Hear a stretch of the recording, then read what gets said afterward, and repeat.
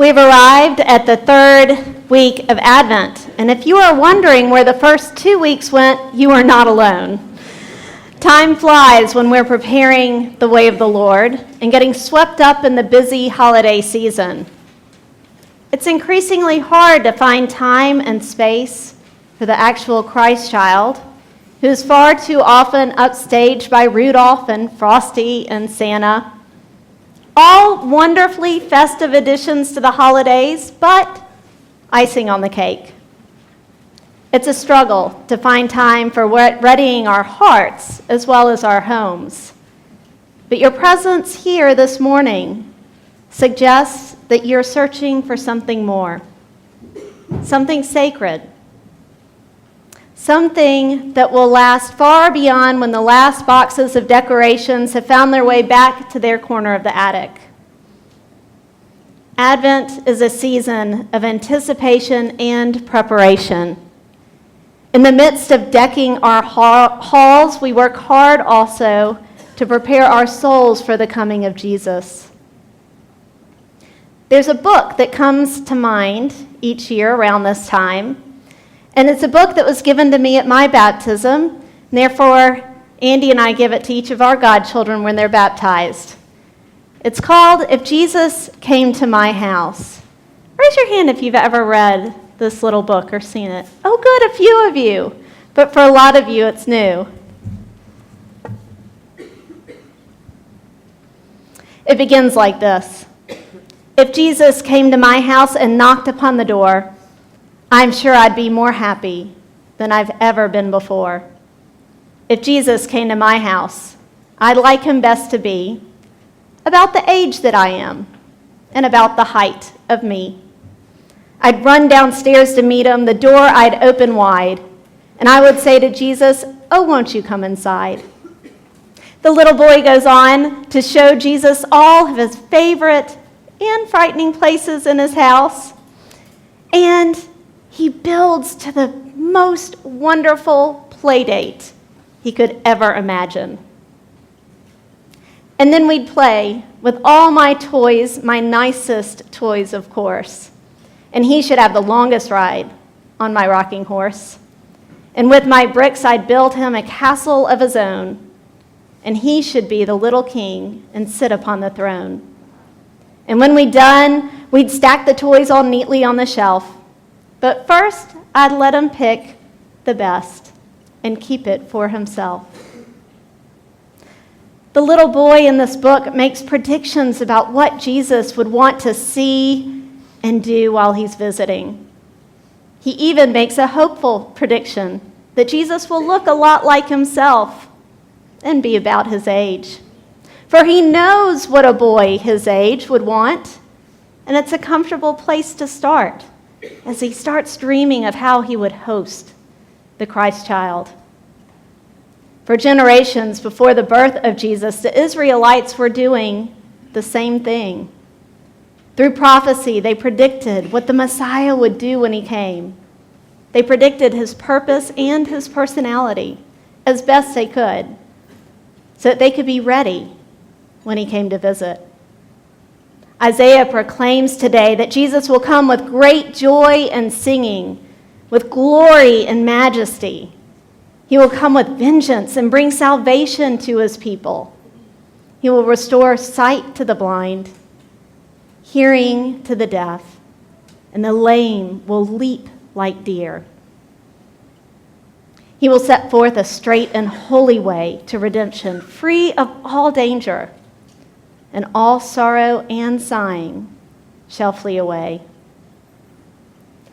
So it's no wonder that by the time we get to the gospel lesson, John the Baptist, who has been preparing the way of the Lord his whole life and has already recognized him as the Messiah, the Son of God, begins to backtrack and question if Jesus truly is the one that they have been waiting for.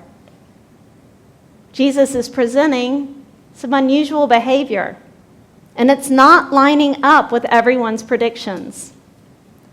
Where is the glory and the majesty that's been foretold by Isaiah?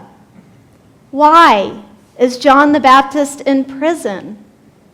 if Jesus was coming to set his people free. Jesus has come to visit, but he looks different and is acting differently from expectations. And that understandably creates a bit of anxiety as his hosts scramble to adjust. Now, if there's anything that I can relate to especially well, it's the feeling of misguided preparations. On a small scale, it might feel like putting out the cream and sugar next to the coffee pot, only to find your in-laws scrambling through your pantries trying to find Splenda. It's a frantic rush to move a feast indoors as you see a storm rolling in that did not hit the radar of any weather map you checked. It's the pang of guilt that at last, when you get those decorations up and the house ready, you look around and regret the cross moments that you had with your family as you wondered if it would ever make it to this point. I imagine John the Baptist riding from prison as if he were that little boy, wondering what to do if Jesus did not want to rock on his rocking horse or walk through his garden. John has a lot at stake, given that he spent his entire life preparing the way for Jesus as the Messiah. And so it's no wonder that John is nervous when the dots aren't connecting neatly. Have his preparations been misguided? Has he led his followers astray? And of course, in true fashion, Jesus does not answer him directly, but instead points to the areas in which Isaiah's prophecy is lining up. Jesus is restoring sight to the blind. He's restoring healing to the deaf, and the lame are again walking. Jesus is bringing good news to the least of these, and in doing so, glory and majesty might look a little different from expectations. Salvation will most assuredly look very different from all expectation. Generations of preparation for the coming of the Messiah now lead the followers of Jesus to the moment in which they must be open to the ways in which their expectations and the actual visit from Jesus might be different. Preparation is important, but now that Jesus has come, the hosts will need to remain nimble as they adjust and learn to open their hearts to the new thing that God is doing in their midst. The little boy in our book is wise beyond his years, and you see this as the story continues. He readies his heart and his home for Jesus, while at the same time looking for ways to feel Christ's presence during all that waiting. He has grasped the important core of Jesus' ministry, and he realizes that he will feel the closest to the Christ child by living out the shared mission of caring for others. After the boy dreams of the ideal play date, he shifts his focus, and he shifts it outwards towards others. I know the little Jesus can never call on me in the way that I've imagined, like coming into tea. But I can go to his house and kneel and say a prayer, and I can sing and worship him and talk to him in there. And though he may not occupy my cozy rocking chair, a lot of other people would be happy sitting there. And I can make him welcome, as he himself has said, by doing all I would for him, for other folk instead.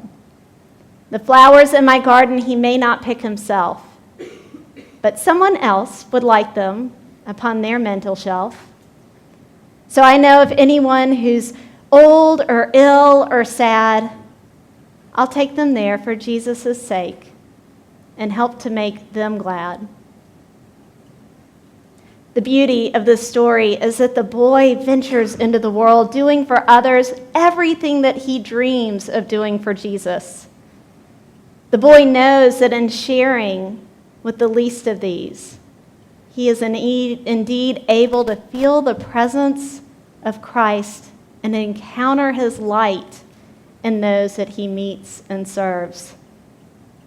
Likewise, when John the Baptist asked Jesus if he indeed is the one who is to come, Jesus answers with the many ways that he has reached out to those in need, bringing good news and health to the poor and the suffering. It's by serving others that we will recognize Jesus and see God's light in the world around us. So take heart. Do not be dismayed. Even when your best preparations do not turn out as you had hoped. Some plans and preparations make for Hallmark holiday memories. But the heart of this exciting birth that is about to take place will be in the message that Jesus brings to a longing world. The message of grace and healing and connection and relationship. The message of hope and salvation and light. The message of raising up the least of these and of sharing the good news of God's abiding love for us. Jesus visits us in the midst of a world that does not often go according to plan. And you can make him welcome, as he himself has said, by doing all you would for him, for other folk instead. Amen.